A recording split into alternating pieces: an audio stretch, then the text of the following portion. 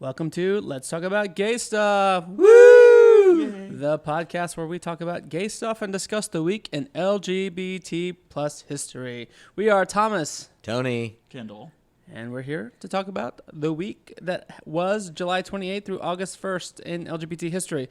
This week we'll discuss Beth Ford, Compton's riot in San Francisco, and Tim Gunn. So Beth Ford being a CEO, the first lesbian CEO, Compton's riot. We led into that a little bit a few episodes ago.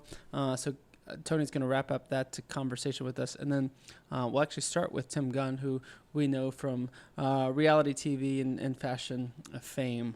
But before we get into that, a little word from our sponsors. Hey, this is from Economy Works. Hey, did you know the unemployment rate is under 4% in the U.S.? If you are trying to hire someone, then you probably already know that because you are having trouble finding candidates. Economy Works is here to help. Don't have time, energy, or the resources to hire? Economy Works is ready to help you write job descriptions, find candidates, review resumes, and phone screen candidates. Let the Economy Works Talent Network help you do more with less. Economy Works. When we work, the economy works. Find out more at economyworks.com. All right, so now that we got business out of the way. You better work, economy. You better work. Any good stuff happening this past week? Or leading into next week? Tony, as you turn the big 40. You know, you don't look it. You don't act it either. No, Thank you. Exactly. As I said in my party invitation. So I'm having a little birthday party. I'm turning 40. So, you know, sometimes I act like 25, like when I ride my scooter drunk. Then sometimes I act 90 when I'm like in bed at 8:30 every night. So yes. When you take your teeth out. Yes. That's not just when he goes to sleep, boys. Did you get your little situation figured out for your party? Not that we're going to reveal it because, you know. Yeah. Yeah, all right. Looking forward to that. Good to go. Sadly, I wasn't invited. No, I'm kidding. I'm just looking forward to celebrating. That was on purpose. That was on purpose. Looking forward. Do you feel anything like any looking back, like in you know, in life and looking forward? No, do you have any sort of emotions? I say that because I know when I do you have any emotions? 30 was something for me. Like it was like one of those things. You know what's crazy like about that? Is. So today I went to lunch with my two coworkers, and they're both turning 30 within the next few months. And so for me, when I turned 30, when I was about 27, 28, I thought, oh my God, 30. And then when it was time to turn 30, I thought, man, I'm ready for this. And so I'm looking forward to my 40s. I think they're going to be great. It's going to be a great decade, great years. But my two coworkers who are turning 30 this year, I was like, so are you ready to turn 30? Or you're like, you know, oh my God, dreading it. They're like, oh, both of them are like, well, like, you know, I don't have a Rolex yet, so I'm kind of like bummed that like that's my financial situation in life. I'm like, wow. Oh, you okay. work in banking though. The pretentious, you know, bro. Exactly. Banking. Yeah. Ooh, sperm bank. Well, he used to work at the sperm bank, but he got fired. Drinking on the job. Said like a lady Kendall. funny joke. It's true, but I mean, I don't want everyone knowing it. I so feel like I dread direct my future. 30th birthday. Did you? Oh, you did? No, I mean, I still dread it. It's 2 years away. 2 years away, huh? I hate to admit my age at this point, Yeah. but Just it was bound to come out. Just a young 28-year-old, huh? Mm-hmm. Yeah. I was dreading 30. 40, I don't care. Like, I'm just oblivious. Like, 30, I was like, I'm going to have a party. And so I planned an event and you know, with some friends in Vegas, and I geeked out. I put an agenda out, and we had, like, here's the places we're going to be because I'm dress code. I'm that nerd. Yeah, dress code. I gave them swag bags. Wow. Yeah, they had little liquor bottles. Although the sad thing about that was, like, I gave little liquor bottles and treats, like in like snack, like hangover food, bottled water, Tylenol in their swag bag. And then it turns out we were staying at Planet Hollywood, who had just opened up that hotel. And so they were giving out free bottles of liquor. So that was a voucher. So like full-size bottles of like, so my little swag bag of tequila, vodka, gin, like no one cared because you could get a free bottle of, which actually helped because we also rented a cabana during that, a couple cabanas during that trip. And so it worked out okay. But yeah, that was fun. Like 40 though, I said I was gonna do something big, and here we are. I'm looking at like 2 months now, and I have not planned anything. Well, yeah. I typically never do anything for my birthday, and so I was like, well, I'll do something. But I was thinking, oh, maybe I should do something like that, like have a little swag bag for people. And I'm like, no, you know, I'm not creative at all. Yeah. And Well, let us know how it goes. Yeah, I will. I did even like I was totally nerded out for, but this is the context of like 2009.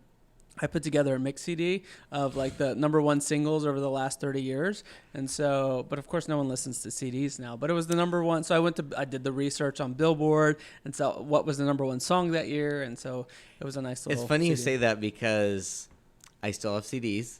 And so I have this CD thing in my car. And the other day I was like driving and I thought, oh, let me throw in. I came across this blank CD. I thought, what is this? And my friend John, he used to have a New Year's Eve party every year.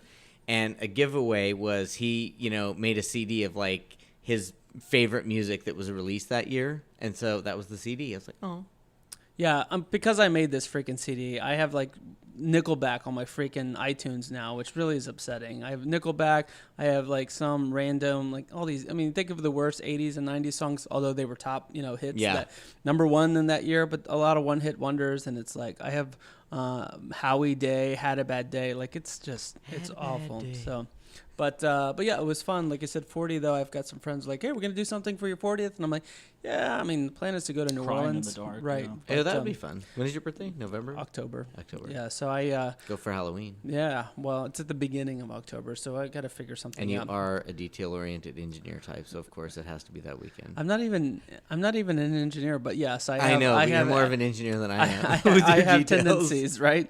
But yeah, it's. I don't think definitely won't be any swag bag last minute CD making, but if I manage to pull it together, it'll be an email that goes out the weekend before. I'm like, hey, if you guys want to go to New Hey, Orleans, people. of course, all the friends and family Start are checking your junk mail. are all Junk? What? married with kids. Oh, you said junk, and Tony was like, huh.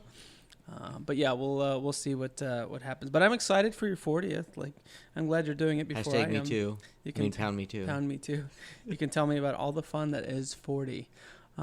So obviously you're the young buck, Kendall. Anything going on in your world? Obviously not turning 40. Other than being young, Yeah, other than being youthful. Yeah. my balls are still firm. Well, 'cause I'm not near 40 that's yet. good. Before we started this podcast episode, we did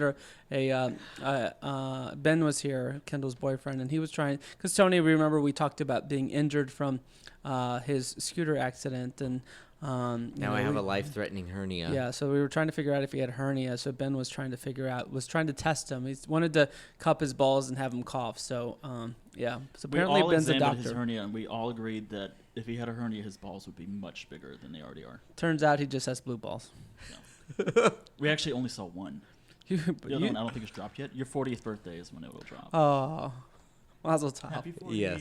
Right at midnight. Yes. Then I'll actually have a deep voice. Speaking of men's private parts, so didn't you post something this week, Kendall, about people's private parts on social? Oh, What- my what- Whataburger experience? What Yeah, happened what at happened Whataburger? Whataburger is, of course, a famous Texas hamburger chain, right? Only in It's Texas. In for our Louisiana, non-Texas listeners, it is like a cult. This fast food chain. So I go just for Diet Coke because I'm a Diet Coke fiend, and I can spend And the people hours there. watching. Yeah, but I go for Diet Coke and the people watch because if you spend 2 hours like I do on a normal day at Whataburger, you could see so many soap operas. Yay. come and Like, go. what I did you see love this it. week? And then, of What course, they happened? have to like live tweet it or whatever you young people call What it. did you see this week? There was a No, homeless you're woman old. You put it sitting on in a Facebook. corner, and I'm on my phone, and all of a sudden she pops up and says, "Butthole!" nice. Sorry for your speakers, folks. Ah! And I You're like, thought, where? was she reading my mind? But I looked around like, did that really just happen? But these employees are so like battle tested. They've seen so much. They didn't even. Oh, phase them. yeah. They just kind of gave her a look, and I'm like, I want to be like, yeah, butthole. That's something we could all agree on.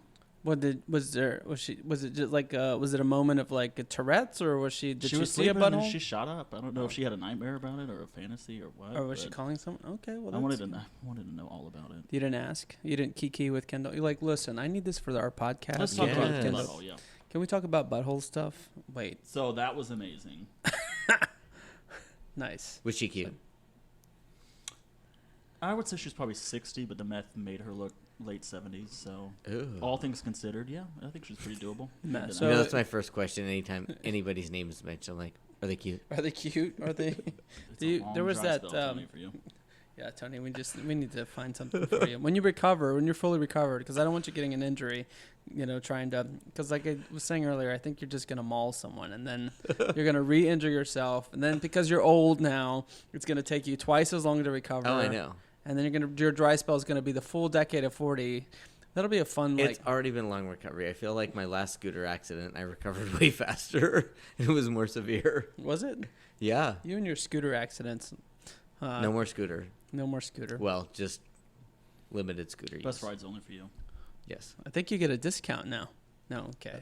Enough with the old jokes because I'm just as old as you are. Oh, no, I'm AARP. signing up. No kidding. Get them discounts, girl. And then you can ride the bus Exactly. and they'll send you back to Montana. Speaking of sending back our president and all those politics that are going on, I don't want to talk about the president because there are enough shows that talk about the president. So I want some like coming. no, But- I want some signs of promise on the Dem side. The field is finally narrowing. You've got one guy out. So what do we have now? Swalwell. Like 24 left? Now we only have 20 something candidates left. Any early When is the The reads only remote eye candy left. When is the next Swalwell. debate?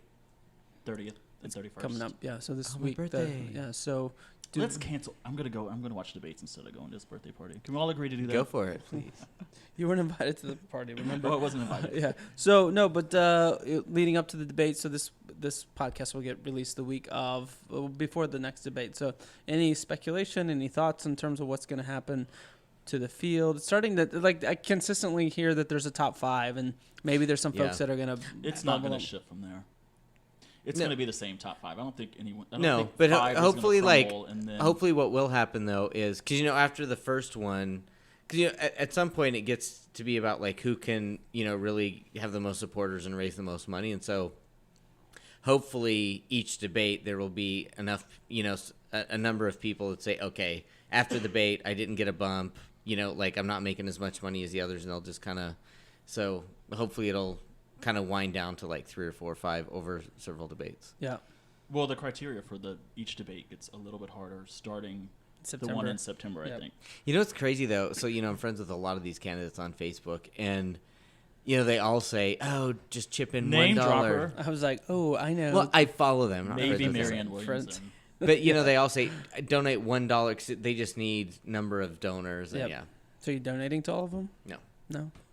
Like then you want to get blasted with her. You make one donation and you're forever blasted with their. Well, I feel just campaign. because I donated like in the last election, I'm already on certain email lists. So Yeah. like call list. Harris, Warren, yeah, Yeah. all of them. Russian intelligence. yes, emails Yes. you a lot. I love. Apparently, Russians. that face app that we were talking about is it supposed to be associated with the Russians? I didn't even do anything, but multiple people. Did your Kendall. Actually, I didn't apply the filter to yours. Took it straight off Facebook. so there you go. You're like, I just removed the airbrushing. The Russians were like, I'm not even touch that You one.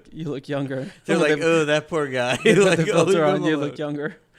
So what though? So any front runners? Russia Any said, he ain't 40 yet. any predictions for you, Kendall? Like I mean, I know you research the heck out of this stuff. Like thoughts? Nominee, I think, is going to be Warren or Harris.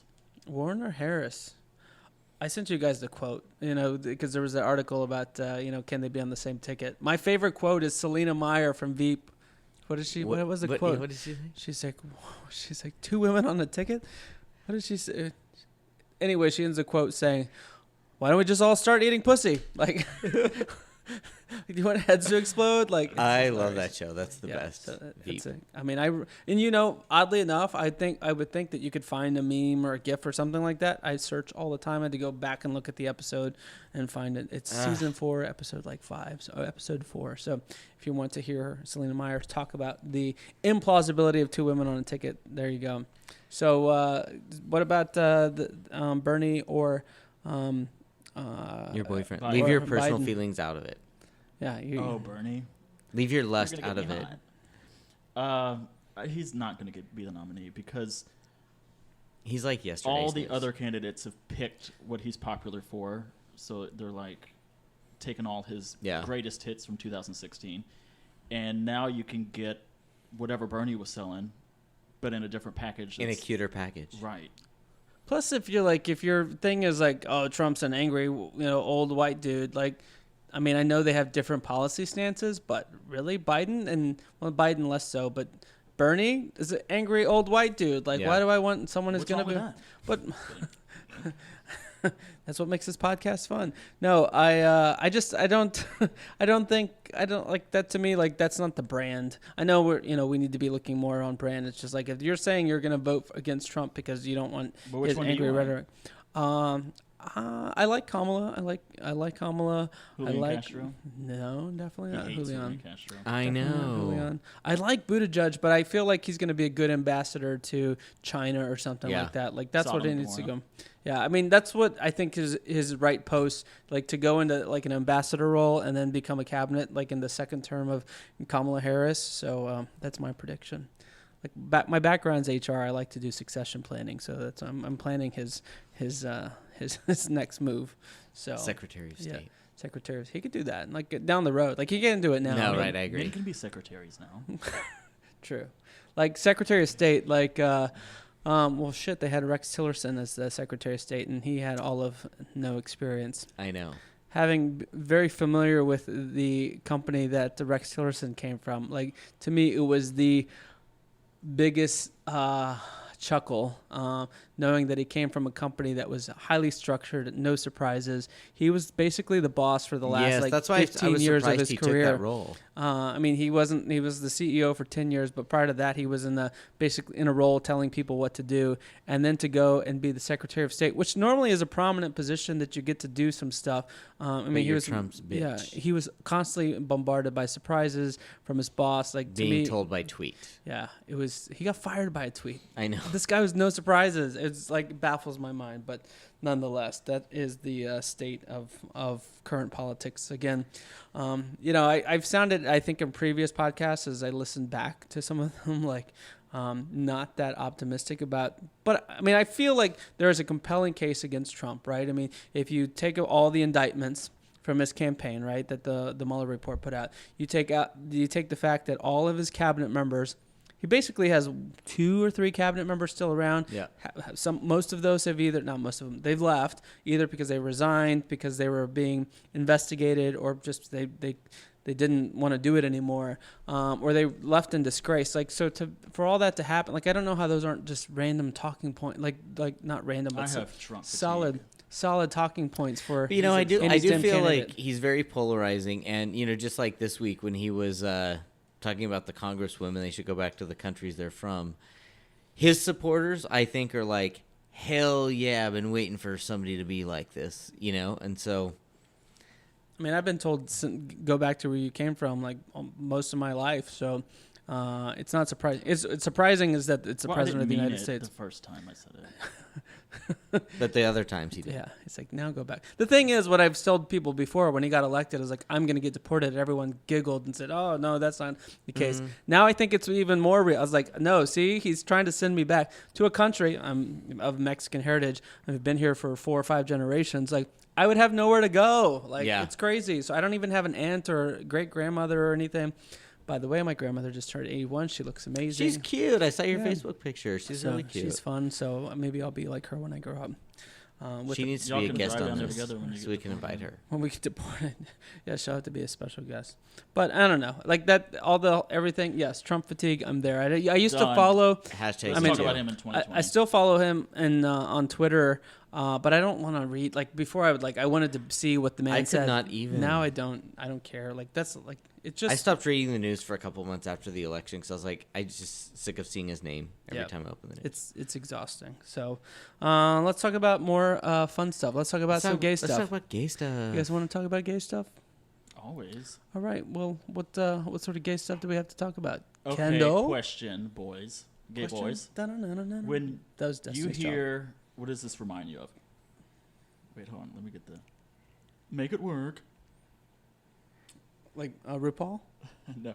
Make it work. Does that sound familiar to anybody here? You're asking Tony, who doesn't watch TV, and me, who doesn't pay attention to reality TV. Man, people are screaming at home listening. I bet our intern would know. The intern doesn't know. This is before his time.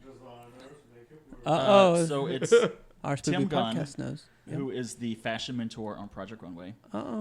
Started in 2004. It's actually his birthday, July 29th. He was born in 1953. Oh, okay. Okay. So y'all didn't watch that show? I mean, I watched it because when we were dating, you made me watch it. But and you complained about it, but you sure watched it every single I know. episode. Didn't leave the room. But so Tim Gunn is like the fashion mentor, and obsessed with him I used to be. Yes, I had a crush on him. Apparently, I'm learning through this podcast that I have a Like old silver guys? daddy, old white Ooh. man. I always told you saggy you had ball. daddy issues. Just kidding. So see, look, I get this look, and it's like, oh, too real. There's a line you can cross with Kendall. Like, You're don't tell making me I me had hot. daddy issues. Whoa. Hopefully, he'll call in and we can get erotic. Hopefully on he'll the phone. follow us. Oh my gosh. So Hopefully in he'll start stalking 2004, Kendall. he started as the fashion mentor on Project Runway. He Runway. Too was much on Red it Bull. until 2018.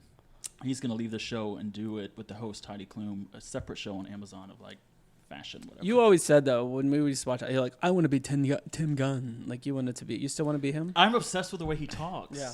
You're like, I He want to talk talks like so him. properly and Yeah.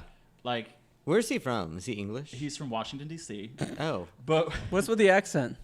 no, listen. One time somebody said, and they meant it as an insult, and they said, "You sound like Tim Gunn." And I went, "Oh my God, thank you. You really think so? Tell me why." And they were like, "Ugh, why would you want to sound like him?" It was He's me. I fascinating told to him that. me. He does seem a bit stuffy. Kind of. I think he gets Sometimes he'll off surprise you. Does RuPaul channel him No. in Drag Race? No. No, I don't it's a think bit so of at all. like I'm gonna come to the room. What are you working on? I'm gonna give you this. Well, he pulled 0.100 from that show. wait. Because Tim Gunn's role in Project Runway is kind of like he goes around and critiques the clothes Yeah. and gives them tips and all that kind of stuff. Doesn't RuPaul do But that? RuPaul does that. But RuPaul, yes, pulled from the concept of that show and pulled from other reality Yeah, shows. What's the other one with Tyra Banks? Tyra Banks, top America's model. Next Top Model. Kind of Project Runway in that one he copied from. But it works. But he does it in a RuPaul style. Yeah, yeah. I'm just wondering if that was an inspiration. So Tim Gunn was born July 29th in Washington, D.C. He had researching this, he had a really sad childhood. He was super depressed. He had a stutter until he was 19. And it made him super, super shy and introverted. And his dad was so homophobic that he later said that he wondered if his dad was a closet case. Oh, really? Like, hated the gays so much because he was dealing with it. Yeah, because I honestly feel like when people hate gays that much, Yeah, why? I always assume in Yeah. the closet or dealing with something or Yeah. you had a finger up your booty once or something and you can't get over it. So his I father don't know. was- Can we just pause on that? Like, because I was reading an article and like, there's all this like talk on Pence about being closeted gay. Like, can't people don't think he is. be ugly? Like, I mean, that's what I mean. I don't think I like. Pence is closeted gay. my- I think he's across the board. But the like, thing is, like, I overly feel if they religious, pinpoint, I mean, if somebody's like bitter and hates everybody, but if somebody's like, especially anti-gay. yeah, like if they're anti like one thing. Well, that I feel like it gives gays like a bad, like, oh, he's just like the same thing we were talking about recently, like gay child molesters. Not all child molesters are gay, but there are molesters that are gay, and there's also molesters that are straight. But not all bitter people are gay. You know what I mean? And no, so, but I mean, I think like some people, if they are gay before they come out, they do hate.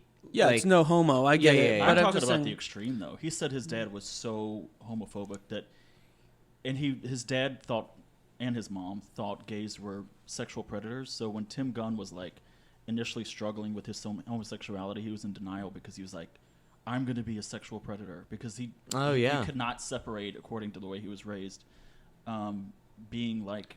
well, but I guess that's my point. When you dismiss people that are actually just evil and say, oh, Yeah. it's probably because they're secretly gay, like it screws with your mind a bit, especially if you're younger, saying, oh, well, maybe I'm going to turn out to be that way. I'm going to be, a molester or like, and that's not the case. It's just like there are some bad people in the world that happen to be gay or whatever. But like, again, I just say that because, like I said, there's, people are always writing Pence as not in a gay way, but like that, he's just a closeted homo. And I'm like, that's an easy excuse. And that's actually a I bad think thing he's for just gays.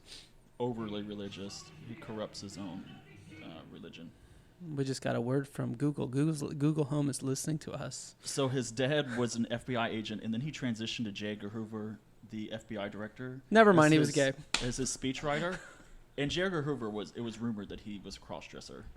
Oh, And- really? Yeah. And he used to go on these vacations, and they were found these letters of him, like, talking to one of his employees in a very suspicious manner. Like he was always with this guy. In other words, it was rumored that he was gay. So I wonder if someone who's that like anti-gay later hears the rumors and finds out, like, do you hate your boss? Can I also go on an aside on that, like the closet, like the rumors of people from the olden days being gay? I say this because, we put out the daily, day in LGBT history, and there are a lot of cases, because we got some, especially with Katharine Hepburn, we got some folks saying, oh, she wasn't a lesbian. My point is, like, there weren't any records of people being out. Like, people were, gay and bisexual in the 30s, 40s, and 50s, and people weren't out. So, like, I always struggle with, like, putting those things out because I don't want to perpetuate rumors. But I do think there is, like, you hear enough cases where it's like, well, then that person was probably gay, right? I mean, just like, we can't just dance around. Especially if there's, like, evidence, like letters, I just don't like when it's said as fact. Like, there are certain people that say, Abraham Lincoln's gay. No. Like, what proof do you have? Right, but I think it's fair to put so when it's said as fact, the facts out there. I mean, I know, which I do try to, I think our account does try to caveat saying that it was reported and there's been rumors, but nonetheless, like I said, so I'm sorry to go on that aside. I just wanted to. It's hard, like in cases like that where someone sounds homophobic. You don't know if Thomas is gay. No, my point is, it's like there are cases where people in history were gay or bisexual or lesbian, but you don't have any record of it. So it doesn't mean they weren't. It's just, but if you have enough evidence to say that it means they the were, sex tape hasn't leaked yet. Right? Can you imagine those grainy sex tapes that would have come out on the film strips? You guys would all remember film strips. Yes. If I told Spencer film strips, he'd be like, "Huh, what is that?" Remember the slide projector? Yes. Yes. All right. Sorry. So back to Tim. Tim. Tim was his household was so homophobic that he was actually suicidal. And at 17, he said he'd been sent to so many psychologists and so many boarding houses, or boarding schools, I should say. He ate 100 pills and then went to bed very like, I'm at peace with myself, and woke up. He was like, damn it, I woke up. At 17? Oh, my God. Yeah, so man. At 17, because he was scared to to death to come out of the closet. Wow. And this is another thing that's interesting. I've wanted to bring this up before. Tim Gunn never actually came out. He's like, I don't have a coming out. I just kind of started having boyfriends. Never told my parents I was gay, ever, to this day. Tim Gunn is 65. Did he bring his boyfriends around? No. Oh. Those were his roommates, his friends. His mom was like, don't you ever want to be with someone? Don't you want to, in your old age? He's like, no, Mom. Like, he's like, really, Mom? Mm-hmm. He's thinking, you should know this by now. But he never came out, which... That reminds me of, I was in San Francisco on a layover when I was a flight attendant. It was actually the day, it was San Francisco Gay Pride, and it was the day gay marriage was legalized nationwide. And I started talking to this guy in the bar, older guy, and all the employees knew and called him the professor. And he introduced himself as the professor, and I said, oh, what do you teach? He said, nothing, they just think I'm smart. Like, you can't be throwing around the professor. Tony was going to be called everyone's uncle. Yeah. I asked him, we had this conversation, I said, when did you come out of the closet? And he very kind of like defensively, angrily said, you need to get over that. Not everyone comes out of the closet. I just lived my life. And a lot of gay people just live their life, and not everyone has this big story of, let's talk about the time I came out. And as weird as Wait, not everyone wants to talk about gay stuff? As weird as I thought it was a nice eye-opening, different point of view, because we all assume someone struggles with it and has the time of when I told the first person. Especially, I feel generationally, that, but also other things, like generationally, there are, things that are consistent but within that generation, but different generation to generation. It was interesting. So, but Tim Gunn says that. He says, I never really came out. He did have a breakup in his early 20s, and he was so depressed he had to tell someone, and that's when he told his sister, and she took it very well, but they never really talked about it after that. Wow. But Tim Gunn dated a guy in the 70s for 6 years, broke up with him in 1982, and has not had sex or dated since. Since 82? Yes. That sounds like Tony. The guy cheated on him. And he was just that devastated? Yeah. The guy cheated on him, and that kind of traumatized him. And then he said right after that, it was the whole AIDS crisis. No, and so he was paranoid. Kind of scared and paranoid to have sex with anyone. So he even said he wondered if he was asexual. So he kind of struggled with that. I don't like boys. I don't like girls. Like, it also makes you wonder, too, if when he grew up, if he was so ingrained in his family being anti-gay that he just, it's so into his psyche that it's a bad thing that he just, it might be a struggle for, like, having sex might be a struggle for him. Or just, you know, at some level he thinks, oh my God, this is bad, even though, like, this is who I am. There's some psychological hangups, I think. Yeah. And I think it goes back to him being very fearful growing up about his sexuality. Mm-hmm. He even says now he doesn't, with students, with friends, or whatever, he doesn't really talk about it. Really? There was this whole article written about, like, someone psychoanalyzing him about what kind of issues is he dealing with, to where, first of all, is he scared of sex? And second of all, why are you not openly, we all know you're gay because you talk about it to the press, but you won't talk about it to people in general. Yeah, like his friends and, yeah, it's kind of crazy. So I think that's, a lot of that has to do with his buttoned up persona. Yeah.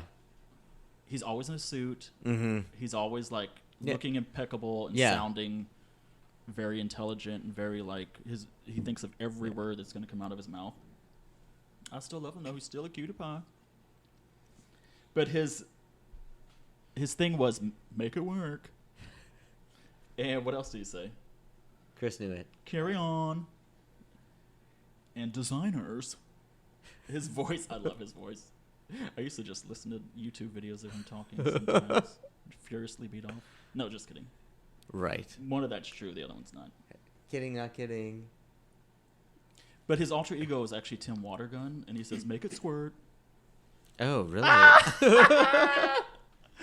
Oh, I love Is that his Grindr profile? Make it squirt. Tim Squirt. Yeah. Wow. So Timmy Gunn, huh? Tim Gunn. Tim Gunn. Tim Gunn. Make Tim squirt. Wow. All right. Well, I don't know how we go from squirting to the riots that happened in San Francisco. But maybe there's a fashion element to this story. Maybe you got a good transition for us, Tony. So there is a lot of fashion to this story that we'll get into. One of my favorite Gaga songs is "Fashion." No one knows that. Come on, We know it. Kendall. Come on. It sounded a little differently though. How would I do it? She sounded Did really it? good. Yeah, she Looking did good a and duet with looking RuPaul. fine.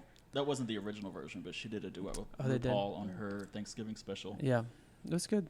It was really good. Yeah. She was in like 1 foot platform heels and She was like 1 foot. Like she was just this poor. Yeah, she was 6 feet tall all of a sudden. But RuPaul was 7 feet tall in that version. Look it up on YouTube. All right. So tell us. So the Compton Cafeteria riot in San Francisco. So we talked a little bit about Compton Cafeteria a couple weeks ago. To kind of background for those who didn't listen to that episode, you know, in the 60s, the Tenderloin District was San Francisco's gay area. So it was where, you know, all the gay bars were and where all the gays hung out. But, you know, it was a pretty dangerous and rough area. There was a lot of drugs, a lot of crime. And, you know, the police kind of controlled it. And they really, you know, went there with, you know, they would threaten businesses to be closed or threaten to arrest drag queens or cross-dressers, you know, in order to get money. So, you know, in the 60s, it was tough enough to be gay, but then to be transgender or a drag queen, it was extra tough. I mean, they, you know, their families kicked them out. A lot of places wouldn't even rent to them. And then a lot of these people couldn't get work because they were too feminine as a guy, but then if they were a cross-dresser, and so they had to be, many of them were prostitutes. So in the Tenderloin, there was a cafeteria called Compton's Cafeteria. It was 24 hours. Everybody went there. You know, it was kind of a, you know, everybody in the Tenderloin would go there. And the drag queens would go there kind of later on in the night, early morning, you know, to kind of get off the streets, be safe for a little bit. Because, you know, they could get arrested just for walking down the street. A lot of their clients would, like, rape them, murder them. I mean, they would, you know, try to remove their genitalia sometimes. So it was a very safe space for them. But it was also, you know, because a lot of these people had come from all over the country, and they couldn't really, be themselves, and so they kind of found their home. And this was one place where they were safe, and it was a place to show off their fashion. And so this cafeteria, it was on a corner lot, it was all windows, and so people would really try to get window seats so they could see everybody walking by. And then anytime somebody came in, you'd look like, what are they wearing? But it was also a place where they could check up on each other. So they would go there at 2, 3, 4 in the morning. Like, did anybody get murdered tonight? That's crazy. Can you imagine now, like when we go out and like, did Tony make it? Did he get murdered tonight? Like that. Now, if you go to Waffle House, you probably will get murdered. But that's just by going there. Just because of the heart attack you're going to have from the double covered, smothered hash browns. Exactly. But yeah, so Compton's was, it was kind of their safe haven.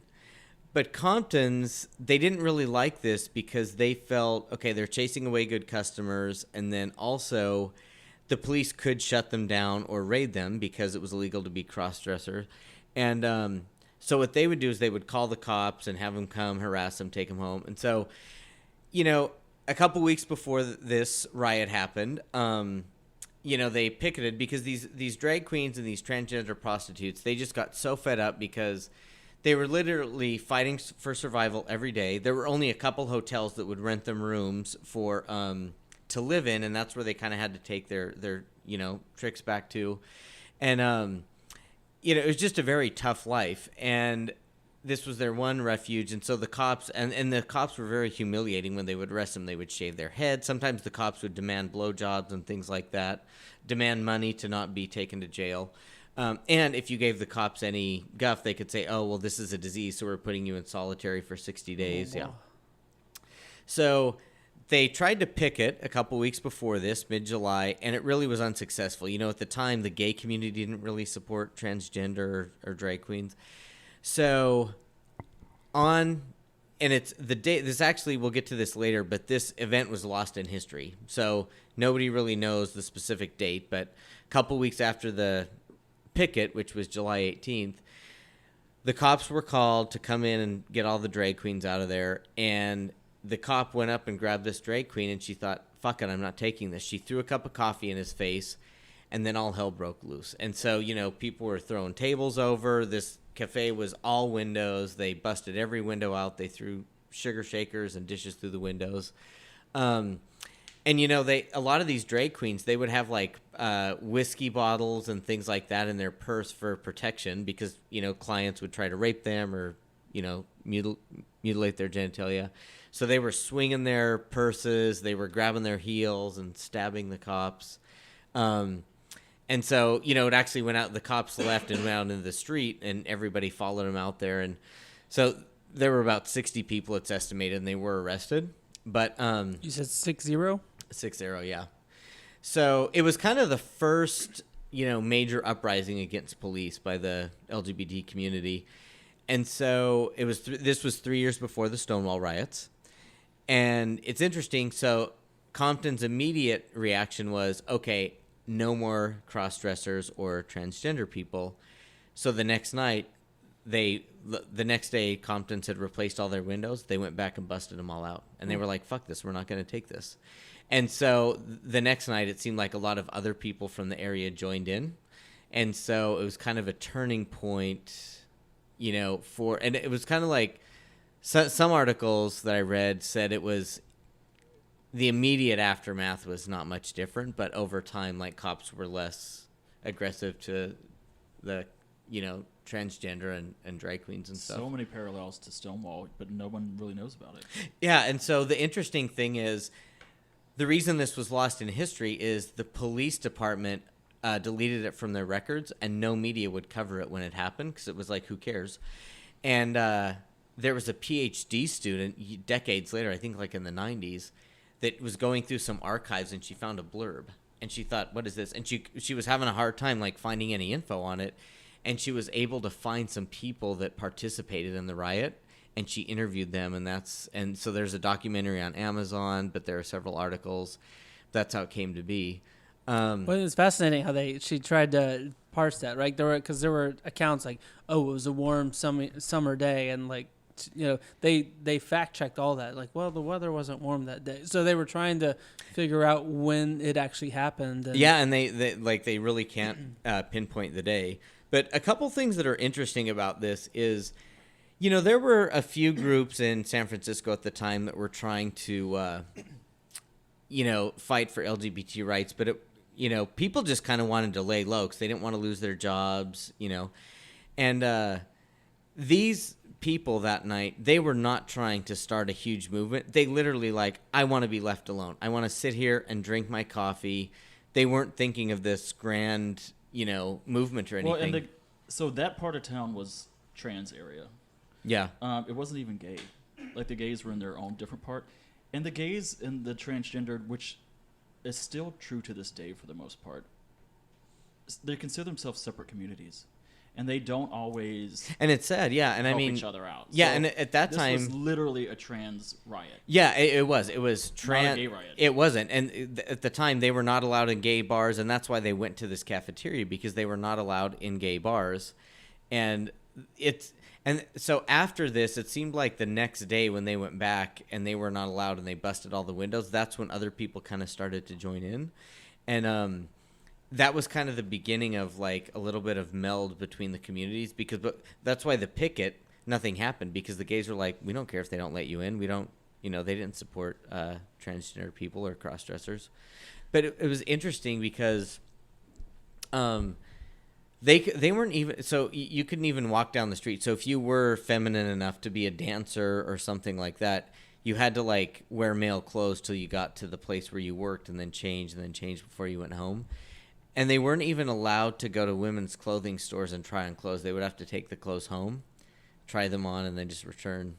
But after this, it started to change. I can't imagine, though, because we have a drag queen friend that we know, Dixie Wrecked, who's going to be performing in a competition at Guava Lamp starting August the 8th. And so follow Dixie Wrecked there.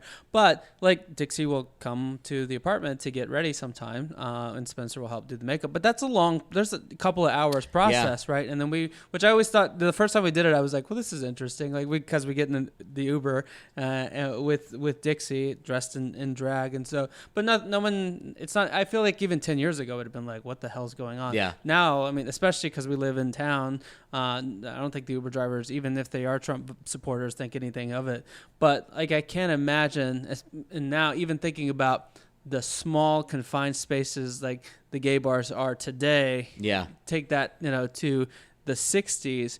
How are those drag queens getting ready? And they're in all because that's a lot of stuff that they have to put together. So it's still super dangerous. I mean, well, here we are, yes. 53 years later, and the murder rate among trans is way it's horrible. Yeah, the horrible. rest of society. Yep. And the prostitution percentage that they do is far higher, because who's going to hire them to this day?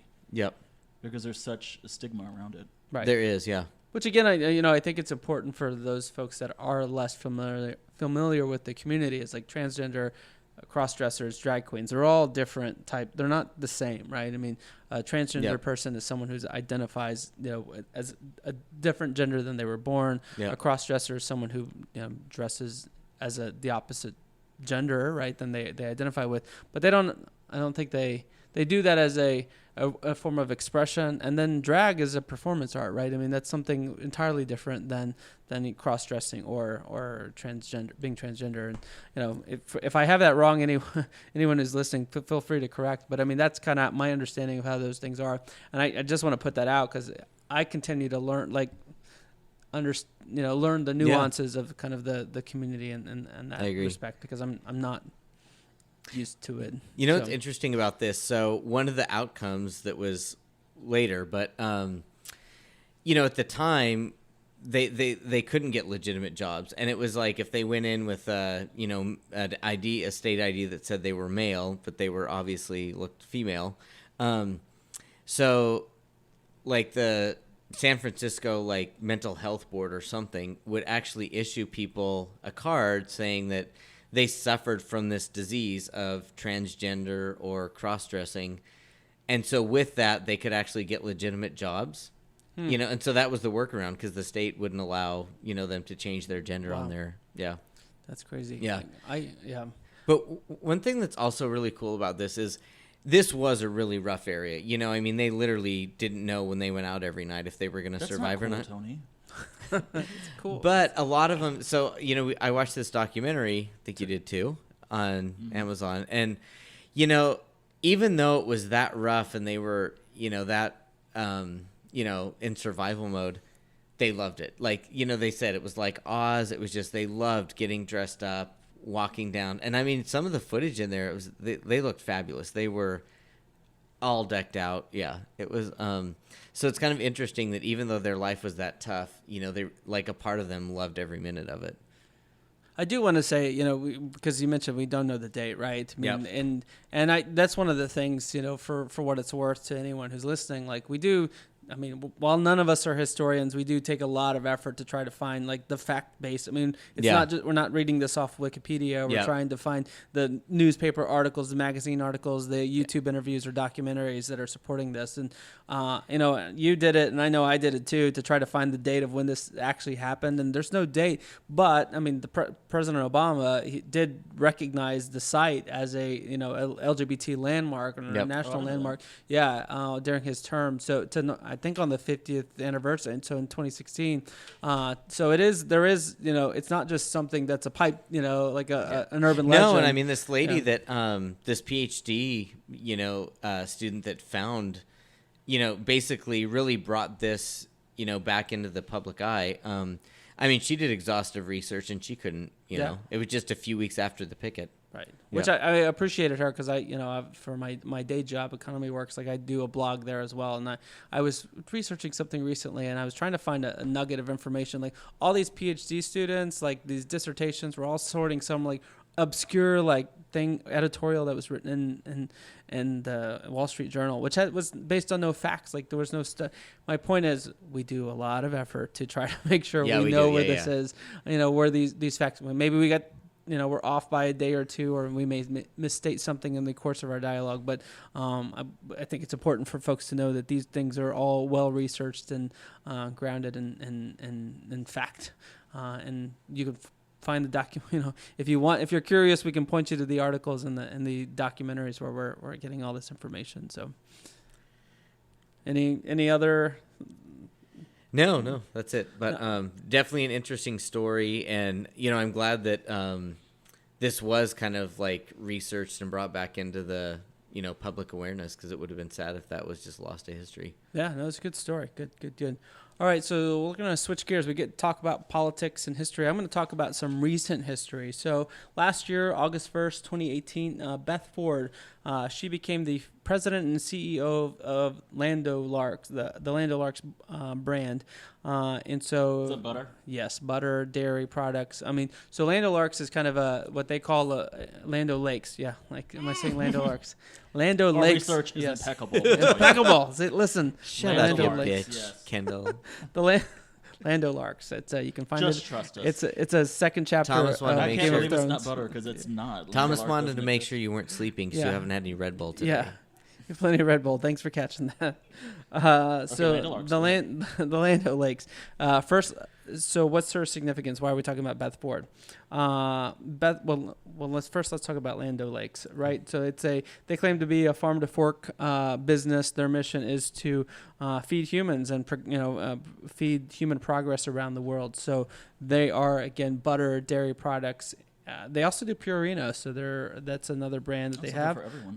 And Cozy Shack puddings, like I don't know that brand, but that's a brand. I threw that out there only because I was thinking maybe Tony might like. Oh yeah, I used to eat that all the way in Montana. No. No. Okay, well they do that. He ate moose and Yeah, so it's rice pudding, like various puddings. So the full spectrum. So I think the waste from Purina pet food then goes into the puddings. Just kidding. I don't think that happens. I'm pretty sure it does. That's not how Or it vice works. versa. There you go. The waste from everything else goes into the dog food. they get it from Lark Lake. Hey, our dogs would like it. Anyways, so on August 1st, 2018, Beth Ford becomes the president and CEO of the company, not Lando Larks, but Lando Lakes. She is the first woman to be appointed that leadership role for Lando Lakes. And this was a big company. It's a Fortune 500 company. They're 212 on the Fortune 500 list. They have 10,000 employees. They have $15 billion in revenue. Why are we talking about Beth Ford? Not just We love because butter, y'all. she worked at a company that I used to work with. She spent 10 years at that company where I used to work. She did. But yeah, Wow. I The company we will not name. We didn't cross paths, but she's the first out lesbian to lead a Fortune 500 company. So kudos to her. Yeah, that's a big accomplishment. So how did she come to be? She was after a series of executive positions at Land O'Lakes. She including chief operating officer and various other leadership roles. She was with the company since 2012, and then, like I said, in 2018 was named the president and CEO. So again, she joined in 2012. Her career started in the mid 80s. She started with Mobil Oil. She then popped into PepsiCo. Also worked in publishing, and then various other roles until the Land O'Lakes gig in 2012. She is only one of 33 women leading Fortune 500 companies, so that's 6% of all those CEO positions are filled by women. She's age 55. She was born in Iowa. She's got an MBA from Columbia. She went to undergrad in Iowa State. She's been with the same woman for over 26 years. Her wife is Jill Schertz, who is also a successful businesswoman. And what Beth Ford says is that she was smitten with her wife since the day she met her. Smitten with the kitten. How did they meet? With the kitten. You know? So they met through a mutual friend. And so while Beth Ford was working at Mobil, she got to know her, and they had some discussion as she was going into Columbia grad school. But they ultimately stayed together, and so they've been together for over 26 years. Nice. It's a short relationship for lesbians. Right. I know. She credits her wife with being a good advice giver, not only because she knows me, but because she's a strong business person, has a spine of steel, and doesn't ever waver from her true north. They have a tongue of steel. Yes. Yes. They have 3 teenage children. I think they're like the power lipstick lesbians. 'Cause, I mean, they are. Are they both cute? Yeah, they're both cute. So, Wow. 3 teenage children. The woman, she gets up at 5 a.m. She's a no snooze button pusher. She just says, no, I get up. She's got to go work out. She starts her day and works like a hoss. How so? She's one of 8 kids, again, growing up in Iowa. Her mom told her growing up, she said, if you want something, you got to ask for it. And she had tough jobs growing up. She was detasseling corn, cleaning toilets for $2 an hour. So she was working hard. She contributes keys to success. She recognizes diversity. She says all diverse voices are absolutely critical. Representation is important. You need to connect with people. You need to maintain confidence, accept failures, and learn from them to move on. Those to her are keys to success. And she says also that her leadership, the reason she is who she is not because she's part of a team. It's a team. Leadership, she says, is a team sport. She says, I don't need to be the star of the conversation. The team puts you in that position to succeed. So she's not one of those people who's like, I, me, although she is one who asked for the ball. I mean, she wanted to be the CEO. Softball. Yeah, okay. Softball. She wanted to be the CEO. She told the board and her boss. Was there any backlash to her? No, I mean, she's always been out, right? And so she was and she proved herself. So it wasn't like, oh, we're going to pick the lesbian. She was in leadership positions along the way, and has become the successful awesome. CEO. So she's one of When a few. did she become CEO? So 2018, August 1st. Oh, okay. Yeah, so a year ago. But she's one of only a few out LGBT CEOs in the Fortune 500 ranks. Of course, you have Tim Cook, right? Apple. Tim Cook with Apple.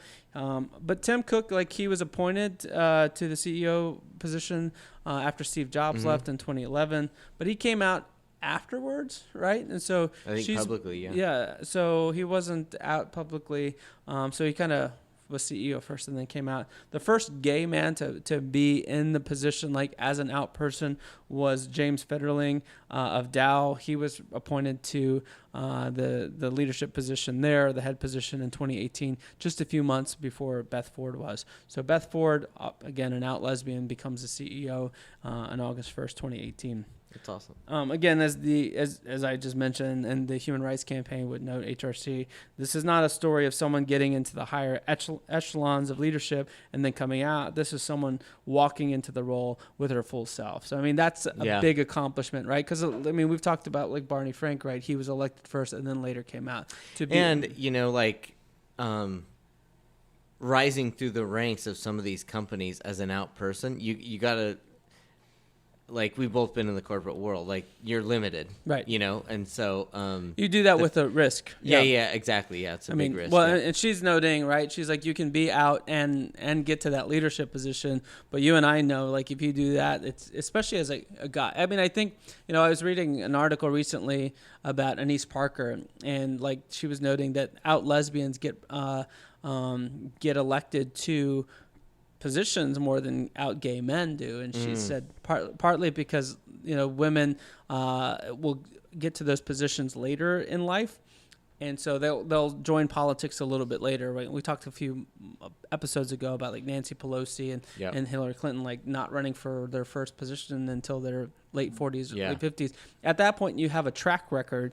And so it's more than like, oh, this is the shiny new lesbian. Like, this is a person who's got credibility, right? Yeah. And so, and versus men, we tend to be more ambitious. We tend to be more risk takers. So we're like Pete Buttigieg, who's 37 years old. Running like, for president. I can run for president. Versus all the women, you don't see any women that are that young being like, yeah, I'm a lesbian, I could do that. Yeah. You could argue if AOC will do that at 35, but even still, if she does that, she would have been Alexandria Ocasio-Cortez. She would have been a congresswoman for 6 years at that point, right? So she'll run for president. Yeah. So those are I think some contributing factors to why she has been successful in the way she has. But I don't know. I mean, again, kudos to this woman for doing that. She's had quite the varied career, and she's been, it seems like, purposeful throughout her time to get to the CEO position.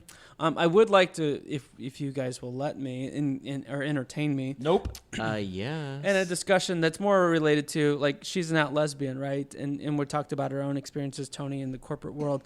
But just being out in the corporate world, like, that's not an easy thing to do, right? I mean, it's easier now than it's worse in some fields. Right. Yeah. It's easier now than it was 20 years ago.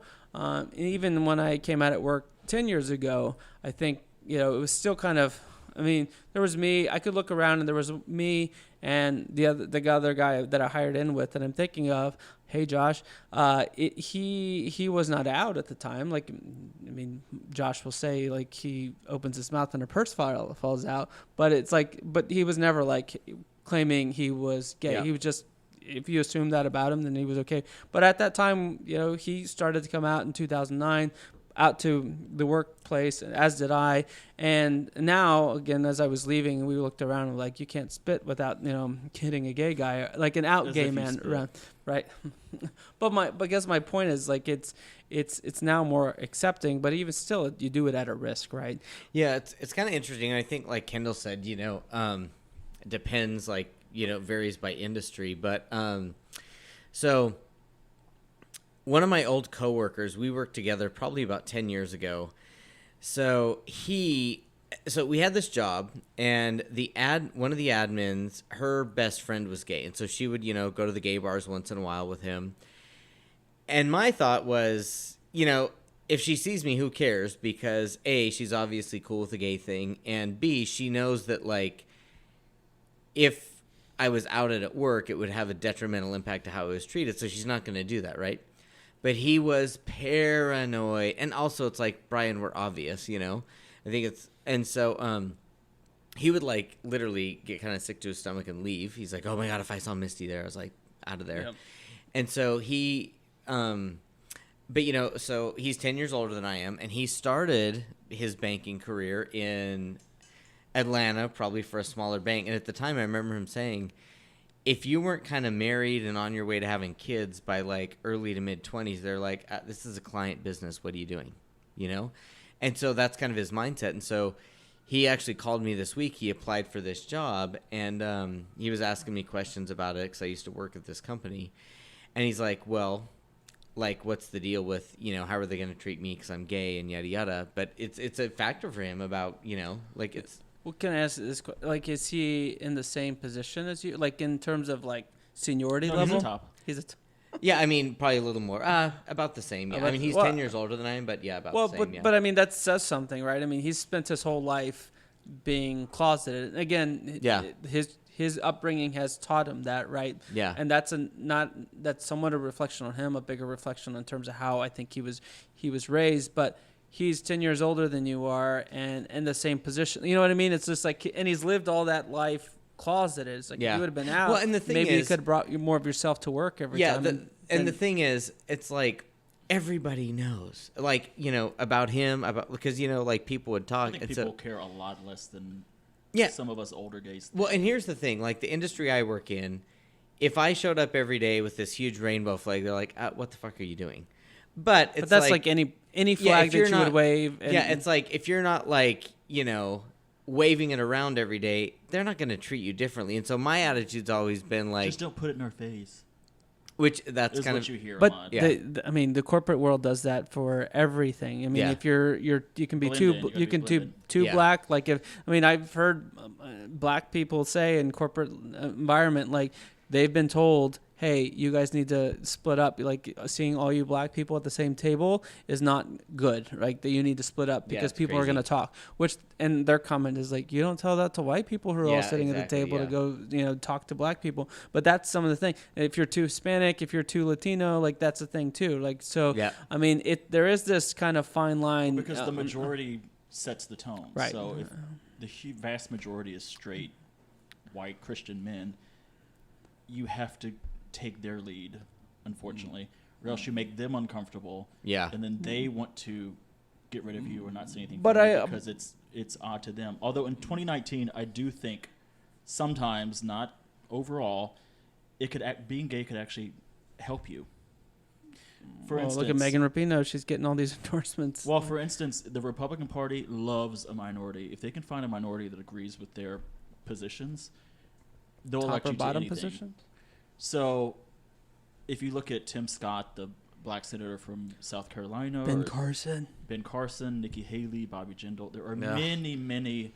I feel like putting Ben Carson's name with Nikki Haley is like, those two people are not the same. Nikki Haley? No, I'm just saying they're not the same person. Sorry. But I think the reason is they're so desperate to show, look, we're not racist, or we are accepting. And a lot of times, not a lot, but there are times in the corporate world where it's like they're eager to show, look how diverse we are. I think it depends on the company and industry, because my industry, they don't give my last job, we would hire 27 college graduates a year. Every year there was one non-white male. Wow. That's crazy. Yeah, so they don't give a fuck about diversity. That's insane. But in a lot of industries, like when I was at Chevron, rightfully so, because they're like, if you have different backgrounds, you think of things differently, and they want all that. And there's a legal requirement to do that. I mean, but yeah, sure, Tony, yeah, absolutely. Well, and I mean, actually, one of their business rationale too was, if we hire people from all these different countries, they have assets in all these countries, so it's like a lot easier. Oh, a Colombian person came here for a few years for college, let him work here for a few years. We have it because if they send an American to Colombia, it's like why should we have this person work here? Yeah. I do want to just correct something I said earlier. I was like, to your colleague who was 50 years old. I'm like, Land O'Lark, just come out. Like it's not that easy, right? I mean, it's not very easy just to come out. In his mind, and I used to think of this 10 years ago, where it's like, you can't, like my industry, like I could never bring a guy to the company holiday party or anything. It's like. But my mindset has always been, look, if you see me at the grocery store with somebody and you have an issue, you can fire me tomorrow. I'll happily work somewhere else because I don't want to live under that pressure. Whereas I think he's even paranoid of that. And it's like, Brian, you can't control that. And But what do you think would happen if you brought a guy because you can't convince a guy to go on a date with you? Is that what you're saying? Oh, yes. Well, you can pay. All jokes aside. Girl, you make enough money, you can pay for someone. Because I think what happens is we get so used to the nevers that we tell ourselves. No, I think I would be treated drastically differently, and I feel like they would be looking for some way to get rid of you. I mean, seriously, it's a weird industry. Yeah, I will say this though. I've had people having a background in HR. People like always come to you like they're trying to fire me.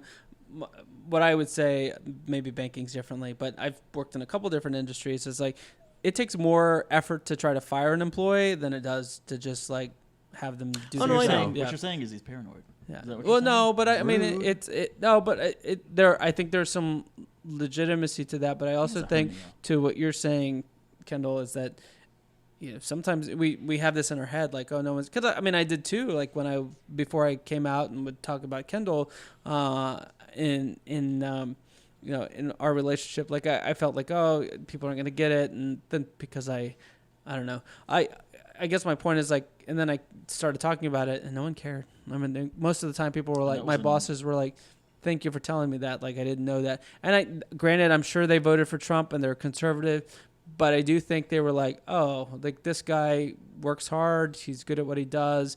And yeah, that's. I guess I don't really care if he's. It is kind of different because I feel like finance in general is kind of like this. It's way better in New York, but you got to figure like what I do.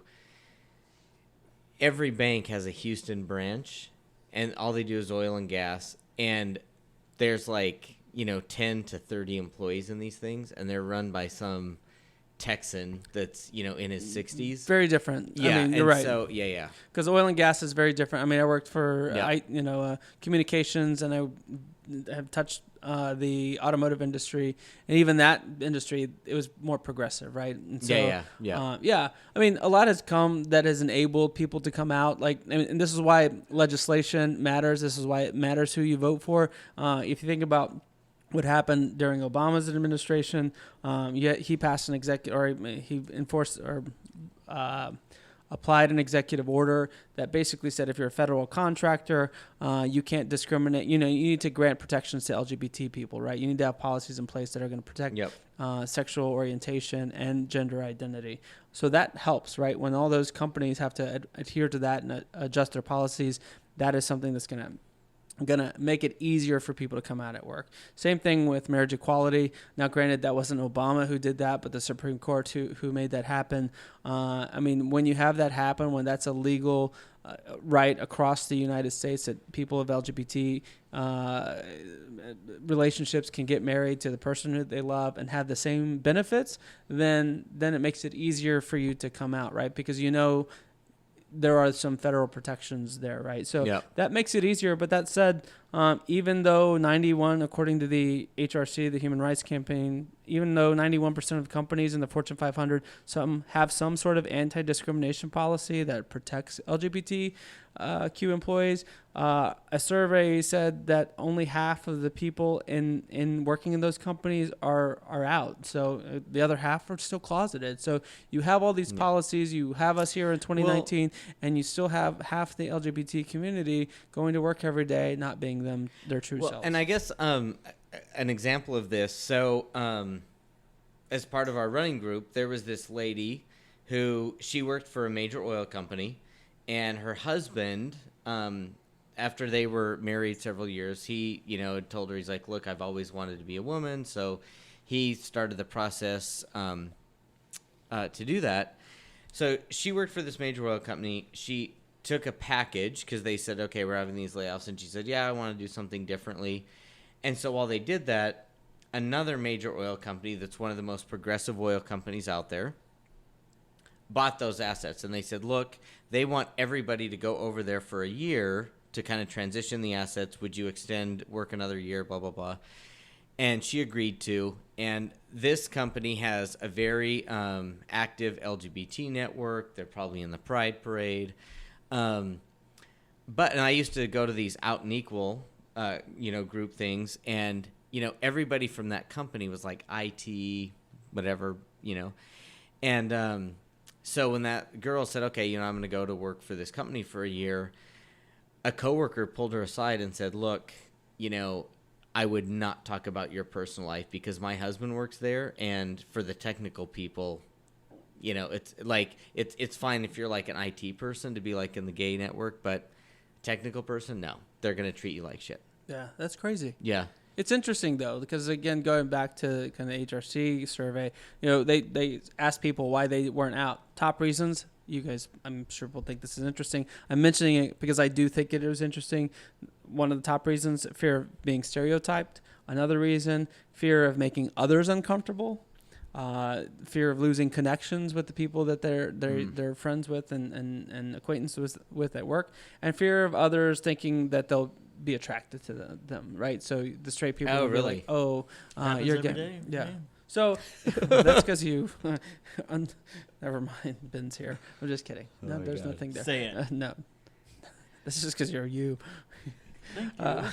That was actually sweet. But I think, like you said, it's kind of crazy that, again... It is kind of interesting because one of the things like, not that I go to the gym, you've seen my waistline, but I always think of that, like, if I was ever, like, at a company where everybody, like, went to the, like, a lot of people went to the gym, I was like, oh, my God, like, would people be, like, weirded out, like, in the locker room with me because they're like, oh, is he...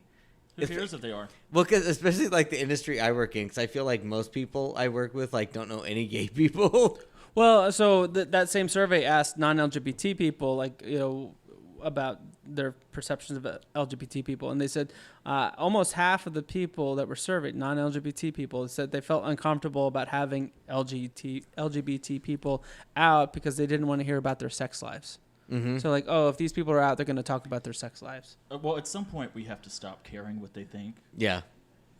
The only reason we have any rights right now is because there were people with guts in the past that said, look, they were examples.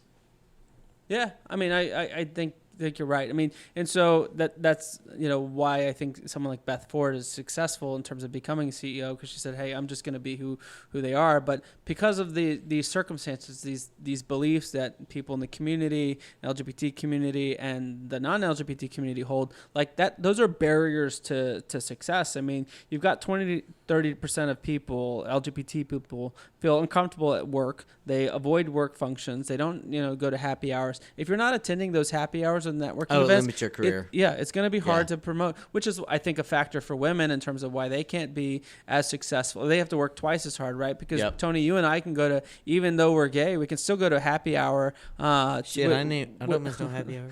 I'll never miss them. But with the boss, right? We can go play golf with the boss, even though I suck at golf. But those are things we can do versus a woman's got to worry about childcare, all that sort of stuff, or feeling bad because she's not there, with her kids. And you and I don't have to worry about that. Yeah, and you like a point on that, and you are expected to kind of keep up with everybody, like if if people are drinking and stuff. And so I read Carly Fiorina's biography. She was the CEO of HP. And she ran for president. She did? And that face, is that what Donald Trump said? Look at that face. Butterface. Yeah.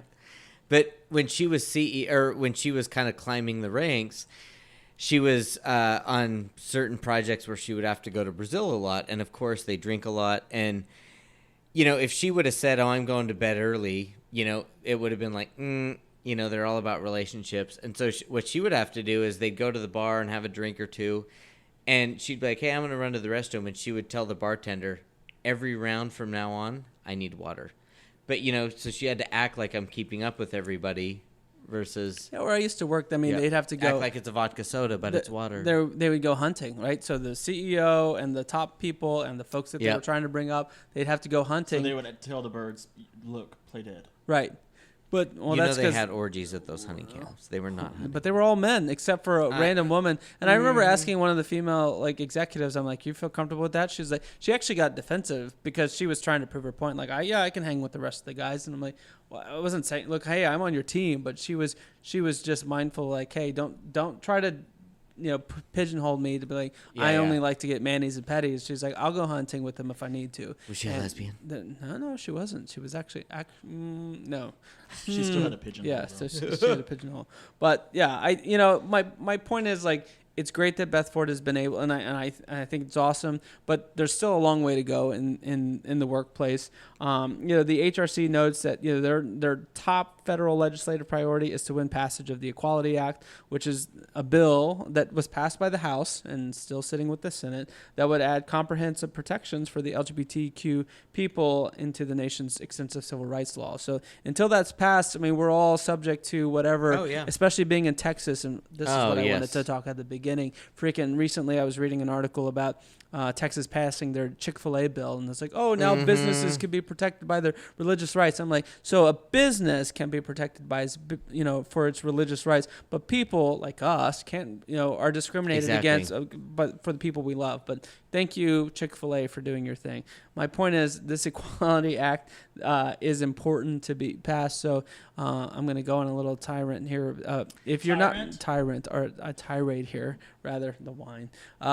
Register to vote. If you're not registered to vote, go vote. I mean, obviously we can't vote yet, but I mean, that's important to make Elections sure. Not matter. the Canadian intern. Not the Canadian. Because they'll just prove Trump right. Right. So he loves Trump. But I do think, it is a significant, just kind of bringing it back to Beth Ford, a significant accomplishment for Beth Ford to be the first out lesbian CEO. And, I mean, also a woman. I mean, you said there's... And also a lesbian, because I couldn't do what she does. Right. But she I think is very humble. Yeah, there's very few women CEOs. In terms of what she's done, she's like, look, life's a journey. It's about a number of firsts, seconds, thirds. So she's hoping, I've been a first, but other people are going to come behind me. Tony is the bottom. You wouldn't know this, but it's lonely at the top. I know. All right. So it was a good kiki. Anything? Any parting words before we wrap up? Well, I'm over Kendall, but All right, so get your tricks spayed and neutered. That was good. I mean, ooh, tricks. Did somebody say tricks? Mm-hmm. Not the cereal kind. That's not what Tony's looking for. He's looking for homeless people that he can turn. Yes. Where are your homeless people? God. Maybe we'll get you one for your birthday. Outside. Oh my God! Please bring a homeless person to my birthday party. In a bow tie. You need to learn to fly on your own, little bird. Yes. You need to get your own homeless people. All right. So with that, thank you for listening to our podcast today. I hope you enjoyed the episode. We hope you enjoyed the episode. If you like what you heard, subscribe to hear future episodes and visit our website at letstalkaboutgaystuff.com. Follow us on Facebook and Instagram at Let's Talk About Gay Stuff and on Twitter at Talk Gay Stuff.